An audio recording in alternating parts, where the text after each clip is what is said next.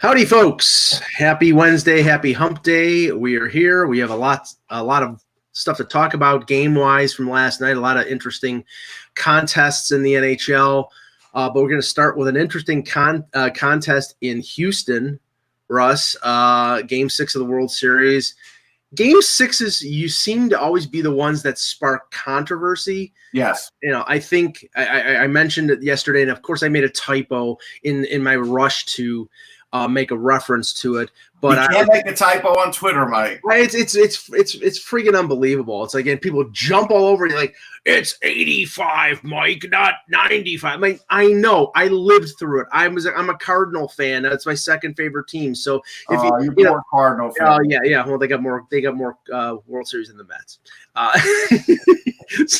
But I immediately thought the name Don Denkinger rang through my ears, and even 86 the following year, Game 6 was the Mookie Wilson. Yeah. But let's start. Go ahead. Yeah, so the play is interesting because, and I don't want to sound like a jerk here, but for a lot of people online, this is the one where you need to have played the game to sort of understand the call. Mm-hmm. In the letter of the law, the call is correct. Right. I get the outrage because you see that he's inside the line, but technically he's supposed to be between the two, right, and then cut to the bag at the last second. Why? So there's not a good chance the ball will hit him, because players know if you just run down that line as hard as you can, you kind of stick your shoulders out. Right. There's not a lot of leeway to get it to that first baseman and hit that glove. And a big factor here is that Turner is a right-handed batter. Yes. So as he's coming out of the box and running down the first baseline, he's starting in fair territory. Right. Now his job is to get into that lane, closer to the bag. And unlike softball, where they have the double bag, right, which they should have, I don't understand why they don't. It's a great point. We have the double bag in softball. I can honestly tell you, I'm playing softball like over 30 years, but just in this league that I've been in the last 10 or 15 in Philly, we've never had that play become an issue. Yeah, and I'm an expert at the double bag because I have a broken ankle because there was no double bag because, in me trying to emulate Ozzie Smith and fly down the first baseline when I actually had some speed. A shortstop, I'm trying to beat out a ground ball, and the shortstop threw the ball high, and the first baseman backed up and took most of the bag with his plant foot, right, and left me the corner of the bag, and that's all I had. Yeah. And when I hit the corner of the bag, I hit it the wrong angle and rolled the ankle over and ended up fracturing it. So, I don't understand why they don't have at least 3 softball injuries that I can account for. Well, that's 2. That's the one, and then the double pulled quad. I've had one. I mean, I've had one in like 30 years. I sprained a finger so badly I had to get rehab for it because a ball hit it. That's it, though. But the whole point of this, I mean, it was, and the funny thing was, I heard it first listening to it because after the Leaf game, I decided to go outside and burn some wood. A nice crisp fall evening, and I'm listening to Dan Shulman on ESPN, and he was incredulous. He was just like, "Oh my God, this is just a bad call." He doesn't know the rule. No. He knew the rules. He said in the letter of the law, it's the right call. But in terms of the whole complicating factor in this thing, Russ, is the fact that the throw from Bregman was bad, and it was off angle, and it forced Gurriel's hand into the path of the runner. That was the random element here. It's sort of a interpretive call here, and that's the problem. When you leave it up to interpretation, that's where things go bad. And I don't blame Dave Martinez for losing his crap. I don't blame Dave Martinez at all. Like that. Yeah, and as a punctuation to that, Rendon hits the home run. They go up 5-2, and they win the game 7-2. And everybody says, "Oh, no problem. Now it didn't affect the game." How do you know that? Right. I think that it did affect the outcome of the game. It very well could have.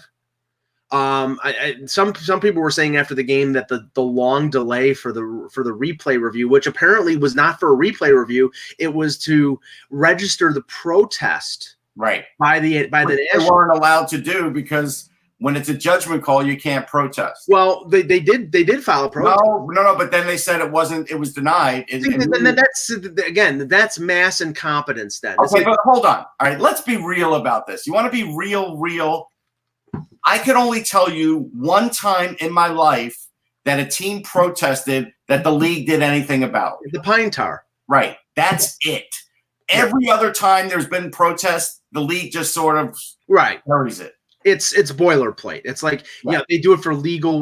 They're not going to reverse the decision. You're going to reverse the decision of Game 6 of the World Series, because no, you're not going to do that. They're just trying to make a point. But Trey Turner in the dugout is saying, Joe Torre is right there. He's like the number 2 or number 3 in the league. Turn around and tell him that there's a protest.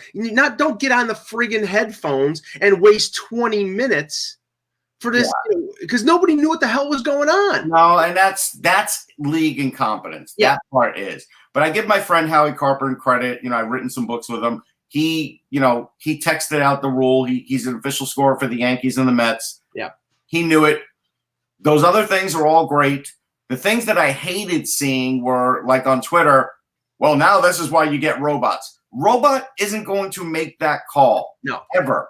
You can't have a robot make that call, as a matter of fact. So the robot would be at the most calling balls and strikes with an umpire there, or if they implement like something like tennis has where there's contact, it would be at the bags at first base because I'll tell you right now, I don't think they would do it at the bags. They probably wouldn't, but you know what? Based on some of the calls I've seen, what was it in the first inning when I don't know if it was Turner or Eaton or one of the First National guys beat out a ground ball. It was not close, and they called him out. Yeah.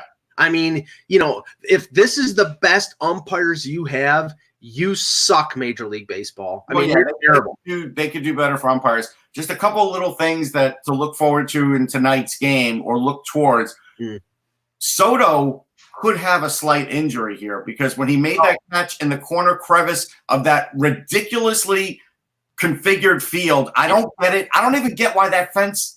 Give me a good reason why that fence is a chain link fence. Well, a chain link fence, and it also has like a little bit of a depression in the bottom of it. And remember, it used to have a bigger hill in center field than it does now. I think they've changed it. Remember how bad it used to be? It looked like he clipped his like Achilles or something like that, but he was running fine at the end of the game. Yeah, I know, but it doesn't mean like today he won't be a little hampered. He's got to play. Yeah, I'm just saying he could be hampered. The other mistake I felt like the Nationals made was you should never have had Max Scherzer throwing in the bullpen. I don't even care if you want to say it's his bullpen day. This guy had a neck where he said himself he couldn't button up his shirt. And I've been there. I've had a neck like that where you just wake up and you can't do anything. Why in the world would you test that minute for that day, knowing that you might need him in Game 7? That was dumb. Well, it sounds like that he may start. I mean, but it doesn't mean he's going to finish. Like we don't. No. I mean, all hands are on deck. I think the only guy who might go 3 innings and his neck could. The only guy who might not pitch is Strasburg, and if Strasburg decides to opt out, he could make more money than Garrett Cole. Yes. He went 5-0 in the playoffs. Oh no, he was tremendous. But again, the same GM that kept him out of it, decided to put him in it this time. We could have maybe had 2 potential championships. That's what you have to think about. And we were wrong yesterday, Russ. Apparently, I think it was Elias Sports Bureau through Fox yesterday at the end of the game said this is the first series in NBA, NHL, or Major League Baseball history where the first 6 games were all won by the road team. Okay. I thought there was another, but so did I. But I thought there was a Stanley Cup where that happened. I thought so too. Oh, well. Maybe it was like all but one. I know that there was.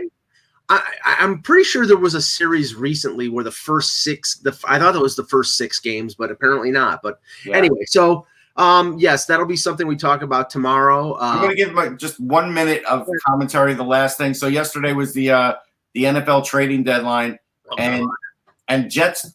New GM, because he used to be with the Eagles as a personnel guy, Joe Douglas made a huge gaffe. So, and I wrote about it on Sportsology if people want to go there and read about it. The biggest thing he did was he had a sit-down meeting, him and Adam Gase, with Jamal Adams, their star player, their best player, maybe the second best at the position in the league, and said, you're safe. You're going to be here because Jamal Adams says he wants to stay in New York, even though he mouthed off earlier in the year. He was frustrated, whatever, right? So whether or not the Jets were shopping him, which everybody now denies, even though earlier in the day they said he was, they could be, CYA in it. Even the media could be doing that. But even if he wasn't shopping him, you should never have fielded offers for this guy because it got out that Dallas was offering a first and 2 seconds. And the way the tweet read was that's what the Jets wanted. And actually, Dallas came up short of that, but that's what the Jets wanted, a first and 2 seconds. All of that should never have happened. All the GM had to say was, I'm not fielding offers on Jamal Adams. Thanks for your call. He didn't do that. And Jamal Adams got really mad, went to Twitter, and just everything just blew up on the Jets. It was the worst day a GM has ever had for the Jets. And called Joe Douglas a liar. Now, the thing is, can you say he's a liar if he isn't going out and shopping him, but people are calling him saying we're interested, and he says, well, we're not going to trade him? He can still call him a liar in the sense that if he got the right offer, he'd be gone, right? Yeah. I think that's where he's getting at. He was told he was safe, where in fact he really wasn't if some team made the offer that would the magic offer, right? Well, talk about the most overblown trade deadline. I mean, this is new. This is new for the NFL because normally nothing happens. But there was basically, I mean, what was it? One deal, and the Williams a couple of days before. Yeah, well, right. But I'm talking about on deadline. On that day, I think there was one deal. Yeah. Yeah, the Aqib Talib deal to Miami, where they were dumping his contract. How do you think Aqib Talib feels? He gets traded from a team that's possibly going to make the playoffs as a dump deal to the worst team in pro football, who they're going to keep him the rest of the year because they traded Minka Fitzpatrick. But you know what? Somebody at the cornerback. You know what's interesting though? He may never even show up in Miami because he's injured. So right now he can only work out on his own. Oh boy. So yeah, and then watch. He'll get cut and he'll get picked up by the Patriots. Yeah. Hello Hockey World. Today is Wednesday, October 30th, 29. That was a dramatic pause, Russ. I know. You rebounded. No, it was a dramatic pause. All right. Wednesday, October 30th, 2019. I'm Russ Cohen from Sportsology, and I'm going to let you know now, because nobody has come to my house to trick or treat in 2 years. The light is going to be off. I have no candy. Okay, and I'm Michael Lagello, and this is the Hockey Buzzcast here on HockeyBuzz.com. Now, here's an interesting thing, and we'll get started with the hockey talk in a second. In my neighborhood, when I was a kid, a long, long time ago, we used to trick or treat on the 30th. I know. And some people did it on the 31st, but some people did it on the 30th. And I've been told that All Hallows Eve is the 31st. It is. But there was sort of a Halloween Eve, and the Halloween Eve was the 30th, and that people would trick or treat on that day. Nobody does anymore. Nobody even does it on the 31st anymore. There's parties in all these different areas. I went to a shopping center yesterday where they were having a trick or treat there yesterday. So it's like nobody even does anything on Halloween anymore. By the time Halloween comes, everybody's been to a party or already had their kid out. So unless you live in like a cul-de-sac where you know everybody's going to be there armed with candy, there's not going to be anybody. Yeah, and I just have to say this because I hear it in the background, and I just have to vent on this. When you have a landscaper or a person who mows your lawns and they have a contract for how much money they get per time they mow the lawn, when they're mowing the lawn on October 30th, this guy is a friggin' he is raking in money. Oh yeah. The lawn doesn't need to be cut on October 30th, folks. It's over with. No, you could have cut it like once, like August 31st, and never touched it again. Okay.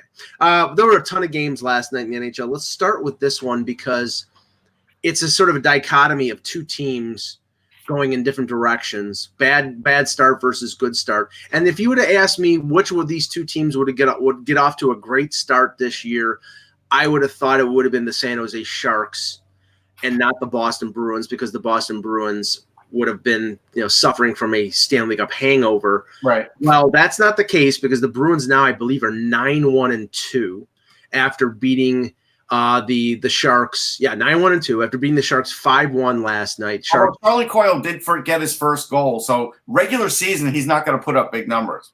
He's not, but he's a good playoff player though. Actually, it was his second yesterday. Oh, second. Oh, I'm sorry, he's second. No, I did. I'm looking at the box score, so I figure I should correct. But you get my drift. I do get your drift. No. I mean, and that is the point with this team, with the Bruins. They're getting now. Last night was different, but they're getting 70 to 7. Around 70% of their offense from that one line, from Pasternak, Marchand, and Bergeron. Krejci kicked in a goal yesterday. Coyle scored a second. Chris Wagner, Brendan Carlo. So they got some diversification in their scoring. But the big story in this game is San Jose is losing their cool. In the third period, there was a lot of stuff going on to the point that Peter DeBoer got booted from the game. There was a fight between Goudreau and Brett Ritchie. They were trying to goad. Somebody tried to. I think Goudreau tried to hit Marchand and missed. I mean, there was a lot of stuff going on. You can see the level of frustration here. 4-8-1 right now for the Sharks in the first 13 games. Martin Jones was bombed. I think it was over 40 shots. That's part of the problem there. It is.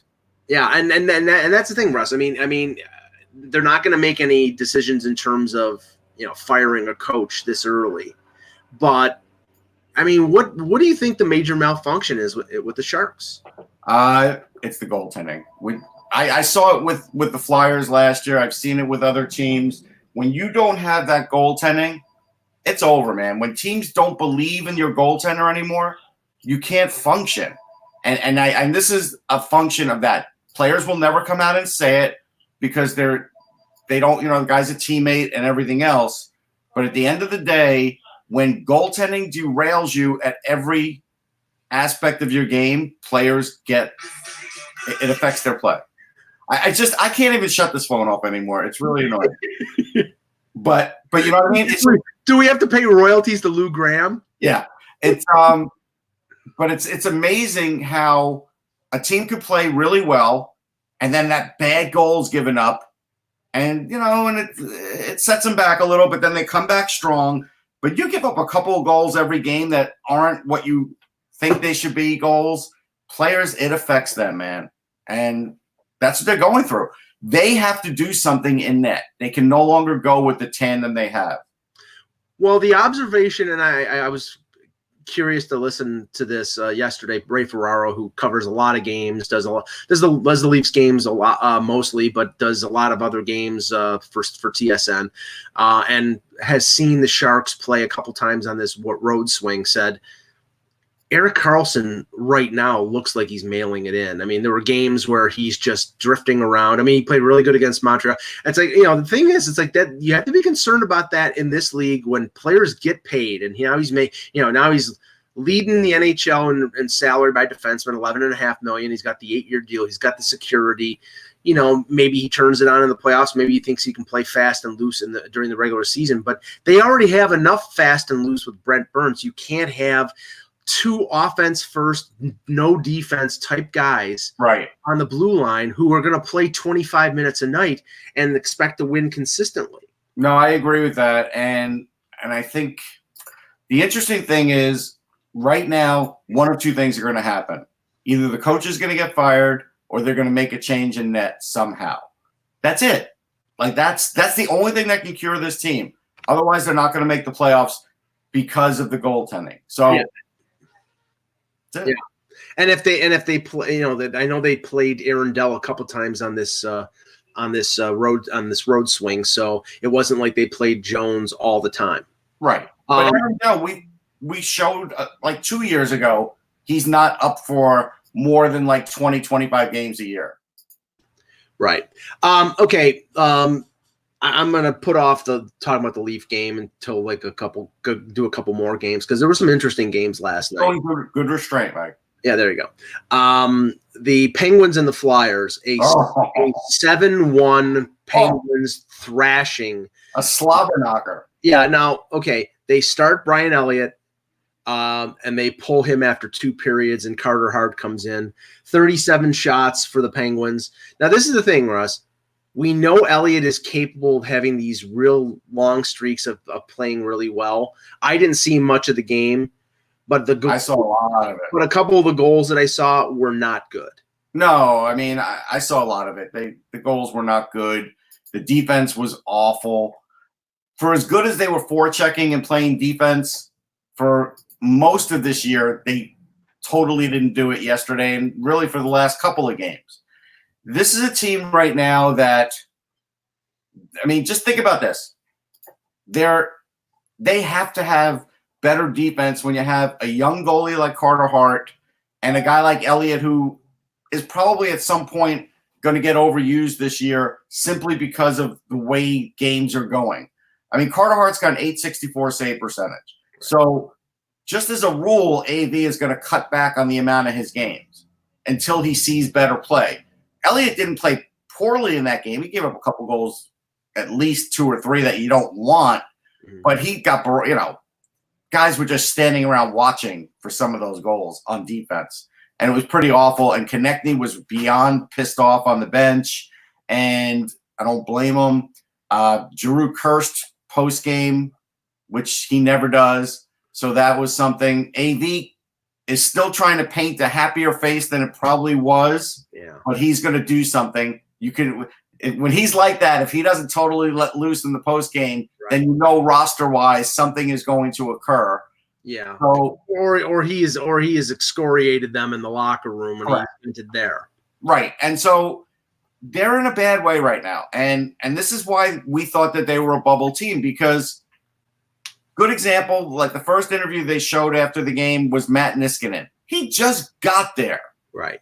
He can't be a leader on this team yet. He's only played in 10 games, 11 games? He's a big guy. But Russ, the thing is, and I know this from being in Toronto, Patrick Marleau was looked at as a team leader, being brought in as, because he's a veteran guy and he'd been a captain before.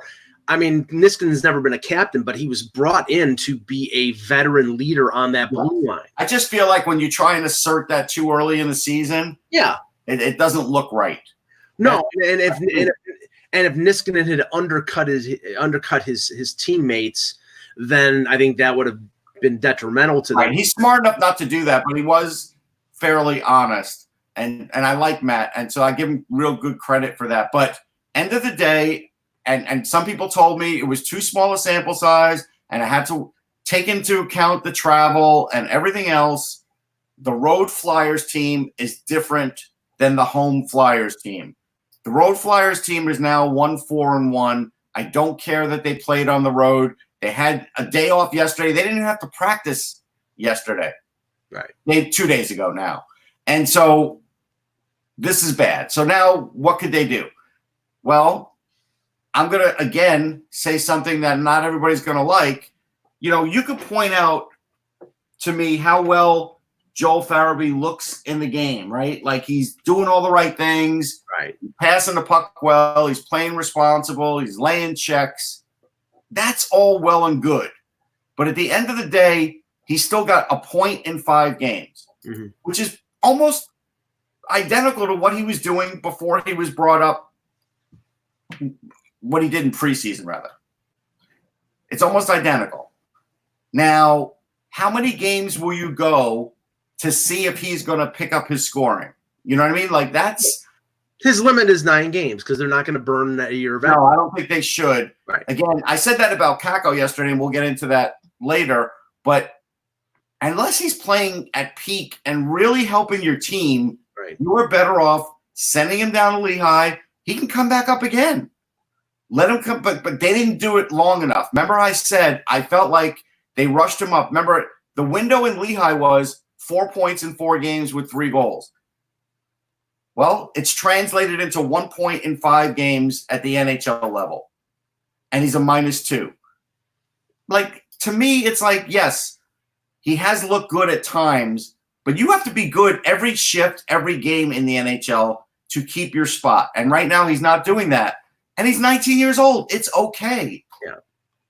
Yeah, you can't. I mean, he wasn't a number 1 pick overall. You can't expect a player that's 19 years old. There are very few that come in at that age and dominate or even contribute at a level that necessitates them staying in the league. So if you did it for a spark, fine, 2 or 3 games, then send them back to Lehigh Valley. But if you're going to keep them up, and I don't think they're going to, I think they'll at most they'll play them. I agree with you, but it's probably not a popular sentiment because fans are on edge already. Right, and the thing is, I don't think Vigneault cares if it's a popular sentiment he doesn't in the locker room. No. I think in a way, I think he's doing it to spark, to spark some of the veterans. Okay, your job's not safe. I'm bringing up a 19-year-old kid who may not be ready to be here, but you guys are playing like crap, so I'm going to play this guy. That's what he's talking about. The veterans. I think veterans are getting close to being scratched. Some of them. Yeah. Okay. A couple other games. The Hurricanes beat the Flames 2-1 last night. Andrei Svechnikov with 2 goals in the third period. One of them, the lacrosse goal, where now I think that was the power play one because he had time behind the net to set up, and then he dished it underneath the crossbar behind David Rittich. If I'm Rittich, I'm like, what can I do? I mean, how can you stop that? You can't stop it, and the power play is the time to do it because players are too far away. And I saw a Carolina player stood in front of a Calgary player so they couldn't get near Svechnikov when they kind of saw it was happening. But why doesn't someone say to Rittich, watch your back? Somebody saw that play happening. Right. And you just wonder, and maybe they did. Svechnikov did it pretty quick. Yeah. He's super skilled. I will tell you, though, that's still not the goal of the year. The Milano goal is still the goal of the year because he did it at even strength with guys on him. But that's still amazing. And shot between his legs. Yeah. Yeah. But I will still tell you, it's amazing that Svechnikov pulled that off. It is. It's incredible. But you see players playing around with that in practice. Yeah. So I'm not saying it's going to be commonplace, but it's going to be in their repertoire in terms of being able to do that. And you may put goalies on edge, and it could have the desired effect of for Rittich to defend that, he's got to be on the goal line, so deeper in his net, so that you can't allow that to go in. But if he passes it out in front, then he's deep in the net, and then he can't cut down. You can't pass it. That's the thing. Once you commit to that, he won't be able to pass it. No, but I'm just saying the threat of that, not the actual. He can't pass it out with the puck on his stick like that. Right. But if he's behind the net, and now it's in the goaltender's mind that it possibly is going to happen. He's got to stay deeper in his net along the goal line to prevent the player from picking it up and putting it in the net. If he passes it out in front, he's on the goal line. He's not Felix Potvin. Felix Potvin used to play right on the goal line. Right. Most goaltenders, even when somebody's got the puck behind the net, they're ready to sort of jump out of that if the pass comes out in front. And now goaltenders are going to have to think, okay, I better stay back, and that may keep them back a little more and help the shooter in front score. So the question is, if somebody were, and again, if somebody were like 6'7" doing that play, would it be called a high stick? Well, right, because the height would be higher. Yes. And okay. Because it might be over the net until he puts it in, and that would be the infraction. Right. The height is the crossbar. So by him putting the puck in the net, that's telling you it's below the crossbar because he wouldn't be. But what the guys? If you have Francois Leroux, right? Then he's got to bring it down. Then if he has it high, and then they probably call high stick on that. Right. Okay. I have to talk about this one because I said yesterday that this is it was a nice easy part of the schedule, foregone conclusion, they're going to win. The Detroit Red Wings beat the Edmonton Oilers 3-1. And the thing that I look at in this box score, Russ, is Connor McDavid and Leon Draisaitl played 26 minutes. We've been talking about it and cataloging it. Yeah, the Red Wings were up 2-0. The only goal was Draisaitl from McDavid, and you cannot win. First of all, you cannot win when you have only 2 guys scoring, and you will put these guys in an early grave if you keep going to them and playing them. I don't care how young they are. No. 26 minutes a night. I think Nugent Hopkins played 21. This team cannot keep playing this way with their top players playing ridiculous amounts of minutes. They will be playing more than I think you'd want Chris Russell to play. There's an interesting tweet here I'm pulling up from Ray Ferraro because somebody had asked him about, I think I saw this. Yeah, about teams that wouldn't make the playoffs, and somebody gave him like 4 teams, and he ranked them. And what he said about Edmonton, the commentary, I'm just got to say because I can't find it. Maybe he took it down. Right. But the commentary was, if you only have 4 guys, that could cripple you offensively. Exactly. I mean, it's all fine and good that James Neal's got 9 goals. It's great. You know, you got something for nothing because Lucic is nothing anymore. So that's great. The problem is, I mean, when your 3rd and 4th line have 0 goals and 0 assists, and we're a month into the season, I think there's a little bit of a problem there. Yeah. There is no doubting, and I have never said that Draisaitl and McDavid are not talented. They're among the best forwards in the league. McDavid's probably the best. And Nugent Hopkins is a good player. And they have a couple other guys. I like Darnell Nurse on the blue line. I like Clefbaum. Their goaltending is average at best. Their defense after Clefbaum and Nurse and maybe Larson is AHL caliber, and I'm including Chris Russell in that because he's slow. Right. And their forwards after the second line are terrible. So I don't get it. They're not making the playoffs unless they are able to add 2 or 3 forwards, and I don't see that happening. The Rangers beat the Lightning 4-1 last night. 42 shots on goal for the Rangers. Georgiev made 29 saves. Really big ones too. Yeah. I'm not saying he's going to take over from Lundqvist as number 1, but he's going to give you 30 to 35 quality starts this year. Yeah. What may happen is someday they may have like the first full Russian tandem in net, because I can't recall anybody having. Well, he's Bulgarian. Oh, he's Bulgarian. Sorry. Yeah, Georgiev is. No, I always call him the Bulgarian Tretiak. I didn't realize that. Okay. Yeah. So, but still, he played great. And end of the day, the defense was much better. Now, the interesting part of that was Mark Stahl got scratched. Right. And so Larry Brooks put up this thing supposing, it's supposed to tug at your heartstrings. Remember when he had the bad vision, he came back. Remember when he did this, he came back. Remember when he did it? It's like, yeah, Larry, we get that. But when a guy is aging in the NHL, no matter what age he is, if he's too slow to run a certain system, and maybe that was why the defense looked so bad the other day, you got to take him off the ice. Like, it's just the way it is. Like, it's nothing personal. Nobody's saying Mark Stahl hasn't given everything to the Rangers, because he has. But the idea was Ryan Lindgren went in there and he played great. He was physical. He was moving the puck. He was in on some of the scoring. Right. Remember I had told you he knows Adam Fox. They were in on the Fox goal. He got his first NHL goal. Mm-hmm. Big game. The thing about the Kakko goal was interesting because if you go and look at the replay, it wasn't like a fully clean, quick, crisp shot. Mm-hmm. He had to think about it for a second. Then he got it off, and then he got the goal, which is great. But you can only do that on the power play. And that's still the worry I have for him. And I hope it clicks, because otherwise I think they should send him down at some point.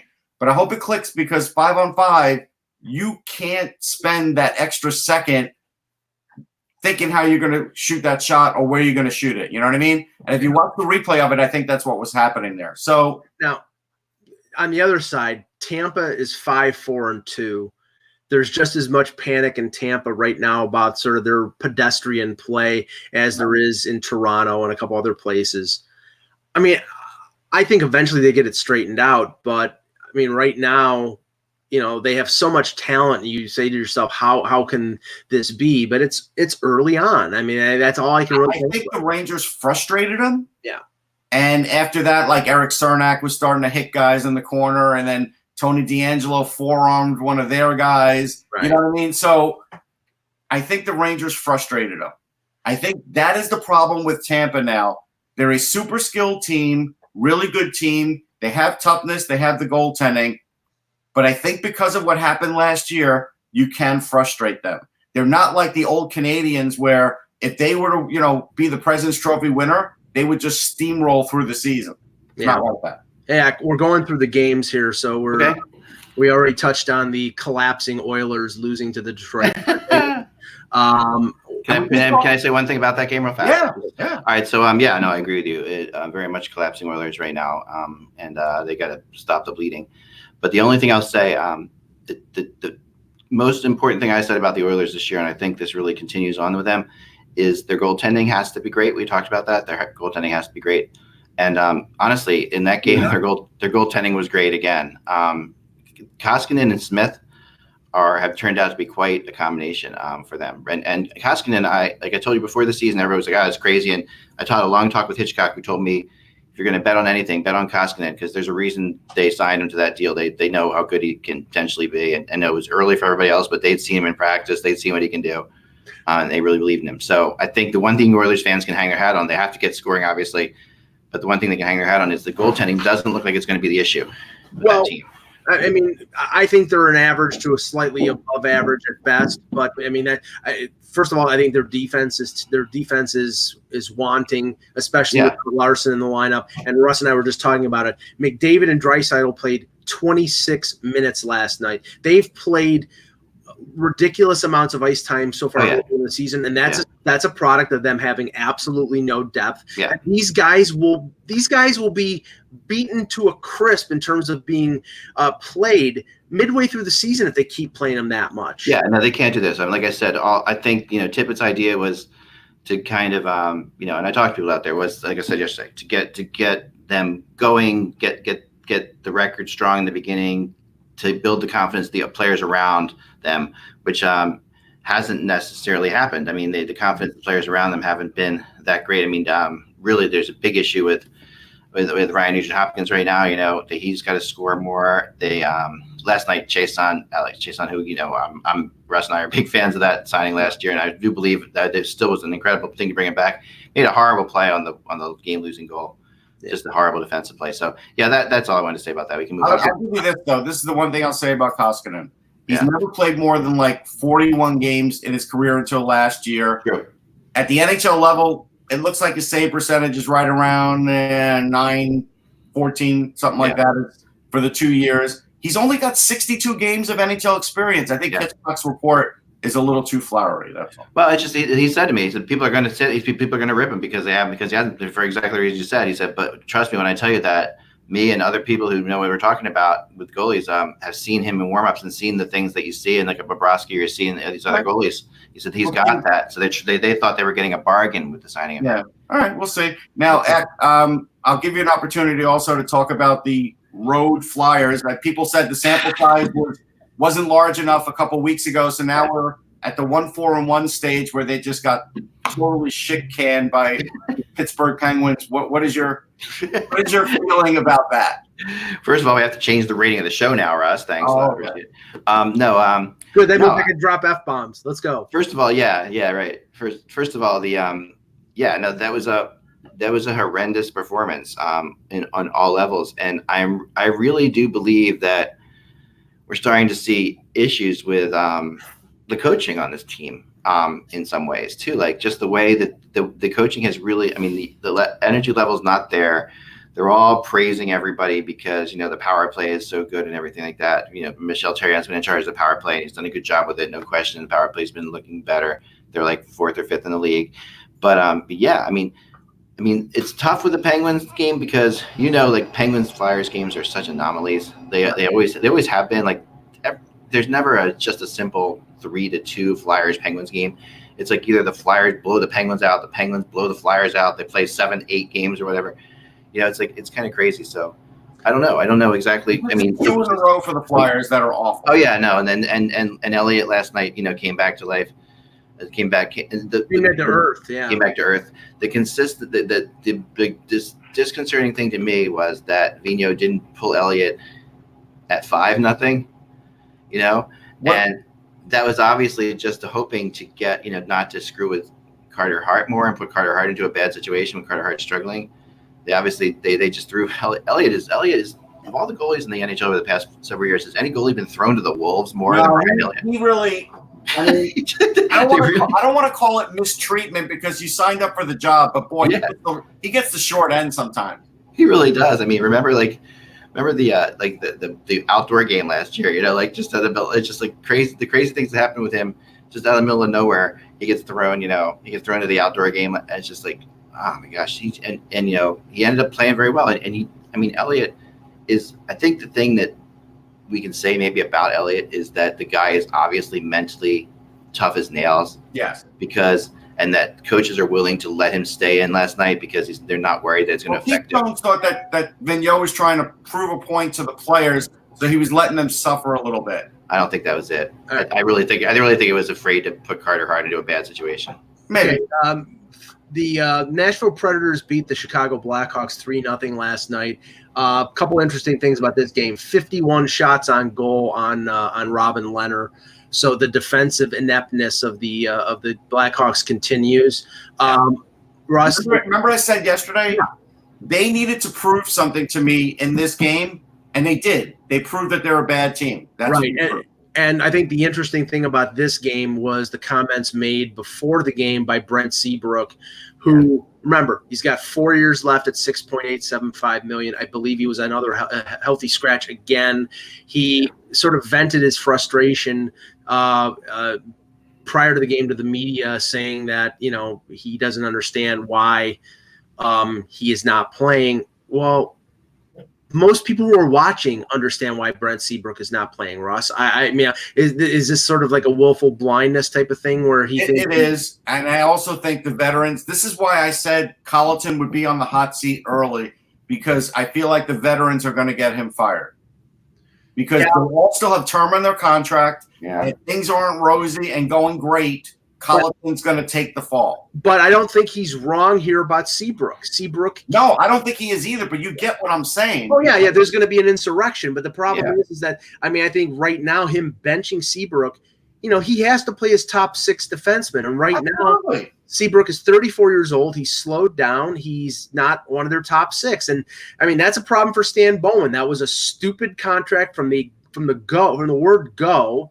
And now, a couple years into it, he's screwed. I don't know how. And like I said, unless he catches Marion Hosa's skin disease, they're in deep trouble. They are in deep trouble, and it's not like their defense is going to get any better next year. Yeah. They have to really do some sort of major trade. They need a big building block on defense. They really do. Yeah. Minnesota Wild take a 3-0 lead, middle of the second period. The Stars come back, get a late goal late in the second, and score 5 in the third for a 6-3 victory. I'm starting to think Bruce Boudreau's days are numbered. Yeah. Yeah, I think so too. I think obviously Guerin wants to give him the benefit of the doubt there, but I think his days should have been numbered before this. I thought he should have gone with the GM. I really did. I don't know. Boudreau. I don't think it's his fault, Eck. I think it's not totally his fault, but then again, it's not totally not either. Like, having talked to Dan Wallace, our guy out there, he tells me, he watches them all the time. He says that Boudreau really has made some pretty basic errors as far as like defensive pairings that are pretty obvious they shouldn't play together, things like that. Going into the last couple of years, even before this is even going before before they hired the last GM that they just fired. This goes back a ways. This is the thing that, I've saved the best for last in terms of the games from last night, Washington, Toronto. I get the vibe from Minnesota that, remember, there was like conflicting info regarding Fenton last year at the deadline. He was making deals that were more towards rebuild, getting younger, cheaper forwards for veteran guys like Coyle and Granlund. He brings in Fiala, he brings in Donato. They sort of reversed that trend with the signing of Zuccarello. I don't think they have a direct. I almost get the fact, and I know you've mentioned on shows, Zach, that previous shows that Leopold is not buying into needing to rebuild. He wants to make the playoffs. That team is where Toronto was around 2014 or 2015 when they brought in Shanahan, because they need to rebuild. they need to, and that's saying it's like the same toxic environment in the same group like the Leafs had with Phaneuf and Kessel, but I understand they've got these long-term contracts with Parise and Suter that are hurting them, but you know what? They have to do it right now. This team is going nowhere where they are right now. I'm going to give you an idea of something they could do, and I think they could get this guy, and it looks like Alvis Kalmins has the answer, but he doesn't realize it. Kaprizov? No, Bob Hartley. Bob Hartley may get banned from the KHL anyhow because of this nonsense that's going on, and it was broken on Hockey Buzz. And you know what? Bob Hartley can still coach. And you know what? Guerin might be smart to go over there and talk to him, because if he's going to get kicked out of the KHL anyhow, I don't think there's anything that says just because he's in trouble there, he can't coach in the NHL. So that may be a good move for them. Didn't they ban Keenan too? Yeah, they probably did. And again, you never know what's going on over there, right? Like you don't. I would bring, because Hartley's never had any issues in his career with players and drug testing and all that. Yeah, it would all be nonsense. But you might be able to get him out of his deal there. And get him over here, because Bob Hartley can still coach. Yeah, he's coaching Avangard Omsk right now. Okay, so the other game that of the others was the Anaheim Ducks beating the Jets 7-4. Hellebuck was pulled. The Jets still struggling defensively. I mean, that's not a new story. We still haven't had any kind of word on what's going on with Byfuglien, but the lack of news to me sounds like it's not going to. He's not coming. No, I read about this yesterday. And from what I've heard about Byfuglien, remember, we talked about this briefly. I'll say it quickly again, but Byfuglien is very self-conscious about his weight. Very much has always been a guy who, has a tough time keeping his weight off and has to work really hard to get in shape. So I think what's happening right now, from what I've heard, is he's trying to do that, and he's working really hard at that, and trying to get back, and because he's not going to come in, if this guy decided, from the point he decided he wasn't going to play anymore, he probably just didn't work out. It was just like that kind of thing. And then he decides he wants to play again, or at least give it another shot. And he's not the kind of guy that can just jump on in. And he doesn't want to embarrass himself. So I think you're not going to. I think no news implies something actually is happening. Where if he wasn't coming back, you would have heard it by now. You would have heard like them saying, right, no, he's not coming back. But I think they're not going to say he's fat or out of shape or anything like that. That's not what they're going to do with him. That's a good point. Yeah, I agree with you, but I still don't think he's coming back, because I think he's going to hit a brick wall. He might not get through this. I mean, he might not be able to get through this, but it does sort of. It's very consistent with Byfuglien's. But believe me, if he's 30 pounds overweight, being someone who has been 30 pounds overweight in their past, it's tough to get it off in 2 or 3 months. Now, he's a professional athlete. Now I'm not, but there you go. All right. Yeah. Now, okay. Yesterday after the show, Alex Ovechkin, in the pregame comments before the Leafs Capitals game, came out and basically said that the young player, the Leafs have a bunch of young players, and they have to decide whether they want to play for themselves or play for the team. Yeah. And Mike Babcock, before the game, essentially said, "Yeah, that's right." I mean, he agreed with it. He said, I agree with him. Yeah. There's a guy who early in his career was playing, to score goals and wasn't playing responsible defensively. And at that point, when Dale Hunter was the coach of the Capitals, they sort of changed the mentality, and that put them on the road to being able to win a cup, playing the type of game that you need to play. Then I did see a quote, maybe it was post-game from Babcock, where he said that hurt his feelings. That hurt whose feelings? Babcock's feelings. No, I mean, I wasn't I wasn't there last. I'm going to get the quote. Okay, but I saw his commentary before. That would be insane. And he basically said, I agree with his point of view. And even Austin Matthews after the game said, well, Ovechkin lost enough times to the Penguins. Yeah. So I mean, I'm sure he learned from that. But how is that taken? Yeah, here it is, Mike. So it was post game, and Babcock admits Ovechkin's analysis hurts my feelings. I like to I don't know how to respond. No.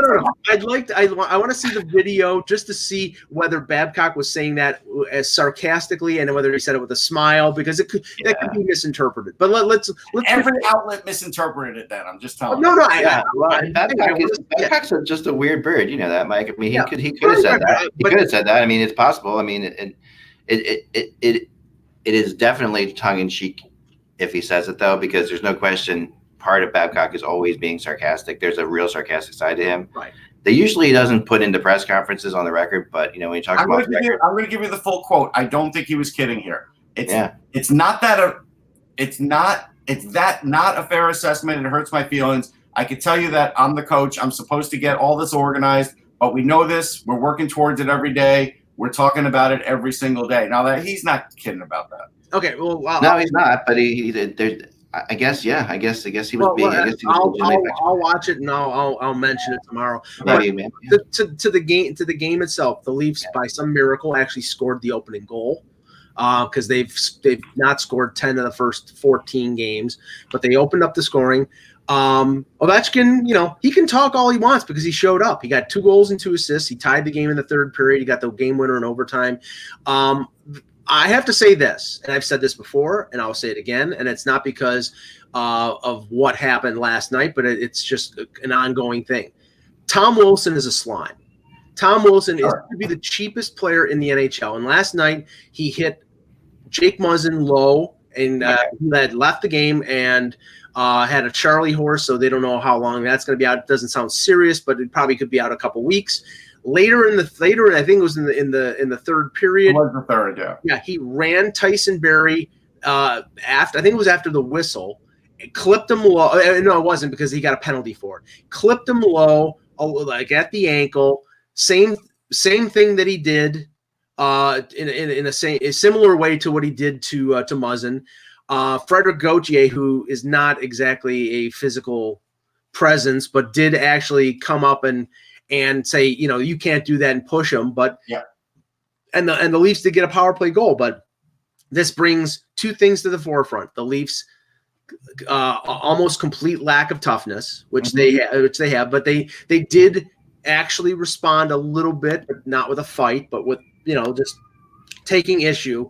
But Tom Wilson completely running amok, and this guy will never change. No, he won't. And I think the belief is that they know the next call on him is going to be like a 50-game suspension. So they're sort of hesitant to do it. Yeah. But right now he's getting away with a lot. Here's the other thing, though, Mike. And I didn't see a lot of this game, but I saw when the Capitals were on the power play in overtime, they did a great job on the kill. Guys like Justin Hall, blocking shots. Great job on the kill. Marner can't have that stick to the face. Yeah, I don't care if it's a mistake. Yeah. I don't care. That was the kind of penalty that's driving Babcock crazy. And it would drive me crazy too. Yeah, I mean, it was basically the stick slid up. And it was Carlson's stick, hit him in the visor, and he clipped him, and he gets a 2. And when you get 2 minor penalties in overtime, you're just asking. So now and Anderson played well. Like that was Anderson, right? Yeah, that's the thing. You could make a case that was one of the better games the Leafs have played this year, and they're up 3-2 in the third period. I think it was Morgan Riley that got walked by Backstrom or Oshie on Ovechkin's tying goal, and then they give up 2 power plays in overtime. The Leafs, I think, deserved a little bit of a better outcome, but this is symptomatic of what their problem. They gave up 4 goals again last night. I think they're probably still the worst team in the league in terms of goals allowed, and you can score all the goals in the world. If you can't stop anybody from scoring, you're not going to win. I looked up a rule, Eck. I don't know if you're aware of this. I wasn't aware of this. So if you're in overtime and you decide you want to pull your goalie, you could do it. Yeah.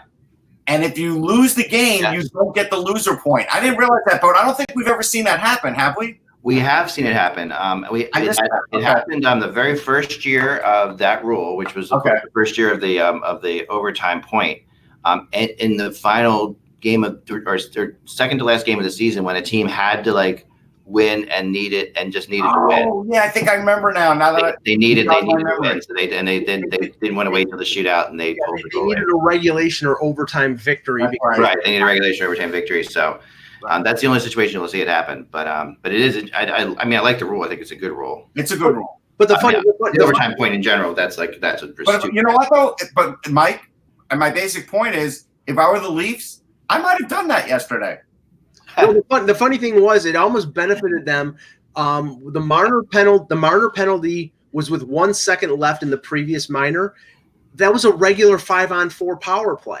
Right. And I think, which is weird. You don't see that in many games. And that's a lot easier to kill than a 4-on-3 power play. True. And I don't know whether it got back to a 4-on-3 or if it was. It did go back to a 4-on-3. Okay. So you see, I almost would say don't get any whistles.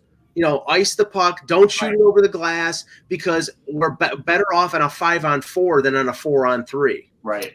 The one thing that kept occurring to me, and I know Ovechkin stood up. Ovechkin, like you said, he backed up his. He backed it up, man. But at the same time, he doesn't need to back up his words. He is Alexander Ovechkin. He's backed up everything as it is. Well, especially against Toronto, he's made a life scoring against Toronto. To me, if I'm the coach, if I'm Ovechkin's coach in this situation, I'm kind of pissed off because you don't give a team motivation like that before a game like that. That's me. Like you can. That's a perfect thing to say after the game. But why would you do that before game day? Ray Ferraro last night, and even Jeff O'Neill, who was doing the TSN in between periods situation, said the same thing. He says, why are you giving the Leafs motivation? And the Leafs played with a lot more motivation last night, but after Muzzin's injury, they had to play Riley 32 minutes. Yeah, which is a recipe for disaster. But by the way, can Todd Reardon do anything with Ovechkin anyhow? No. But at the same time, this is a potential home ice advantage type game for these teams. I mean, they could very easily play each other at some point down the line. Sure. I don't know. I think it and just in general, like you're trying to win the division if you're the Caps, because that's a big benefit I think to winning the division. So, I mean, just to me, like this doesn't make any sense that Ovechkin should know better. Ovechkin should have really kind of. If I'm talking to him after the game, I'm saying, do you regret it all saying this during the day because you gave the team motivation? That was my interview question. He doesn't care, but I think he was trying to pump up his team too because. People were starting to question him a little bit. They were starting to question Reardon a little bit, even Holtby a little bit, and I think that fired him up.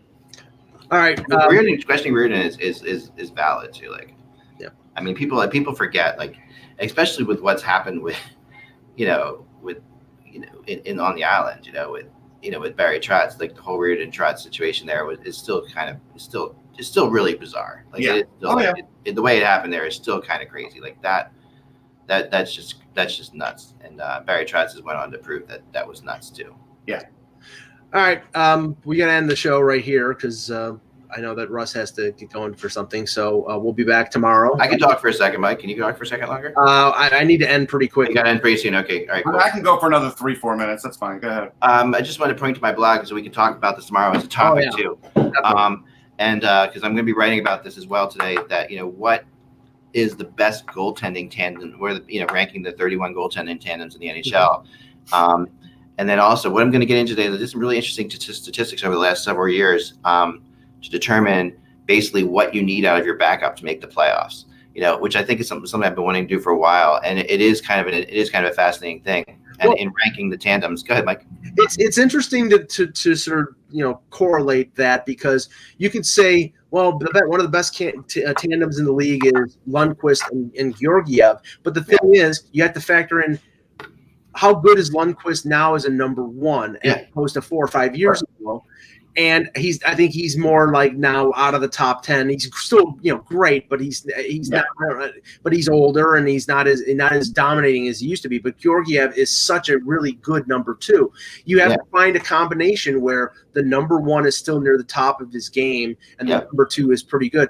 I haven't seen what you've written, Nick, but off the top of my head, I'd have to say Montreal's pretty far off. Montreal's, I mean, you got your situation with Carey Price, who's obviously definitely your starter. Even if your starter is able to play a certain amount of games, that factors into it too. Like goalies who can play 60 games versus goalies who can play 70 or goalies who can play 50. So. But Kincaid's a capable. I mean, Kincaid's a starter. Kincaid's a good. He's a goalie who could still be a starter if you need him. That's something that's big with the backup. Can the guy start for you in the playoffs? That's a big thing with backup. Although it's interesting, and I haven't seen your blog either, but I haven't written it yet. I just told. I asked for crowdsourcing about it from people to see what they thought, and I'm going to be posting it after this. Right now, I would think the Flyers are about 20th because you don't know what season you're getting out of Carter Hart now, and you don't know what's going to happen with Elliott playing more games than you bargained for. And Toronto's around middle of the pack because Anderson's a good number one, but they're overplaying him, and they're not good defensively, and then they're not. They've played their backup 4 times and they've lost all 4 games, so there's not a balance there. I'll tell you one of the better ones for me that I think would get overlooked, and that would be Pittsburgh, because when Tristan Jarry's been called on, he's been really good. Yeah, it's been. He was a big part of them getting in the playoffs as well. So I mean that plays into it. I mean, obviously, right near the top is Boston. Boston's like Boston could be the best. Yeah, they may be, and as you look through it, one of the factors I'm taking many factors into it. One of them would be how successful has your backup been when he's been pushed in, when he's played in the playoffs, or has he ever played in the playoffs? That's something that's important to me, because you really need a backup that can play in the playoffs if you want to have a good tandem, because that could happen. That's true. It's a big factor too, but we'll get into that later, and we can talk about it tomorrow, because I'm sure people will disagree with my assessments of them as usual. We'll kill you tomorrow. That's fine, no problem. All right, thanks guys. Remember, without the buzz, it is just hockey.